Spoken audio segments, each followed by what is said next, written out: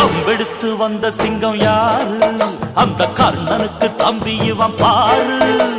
கம்பெடுத்து வந்த சிங்கம் யாரு? அந்த கர்ணனுக்கு தம்பி இவன் பாரு. சின்னவர ஜெயிச்சவங்க யாரு? 8 சீமையில ஆளு கிடையாது. வெற்றி மேல் வெற்றியே எப்போதும் தந்தவுங்க. ஜிம் தலக்க ஜா ஜிம்மால ஜிம் தலக்க ஜா ஜிம் தலக்கு ஜா ஜும்மாலே ஜிம் தலக்கு ஜா.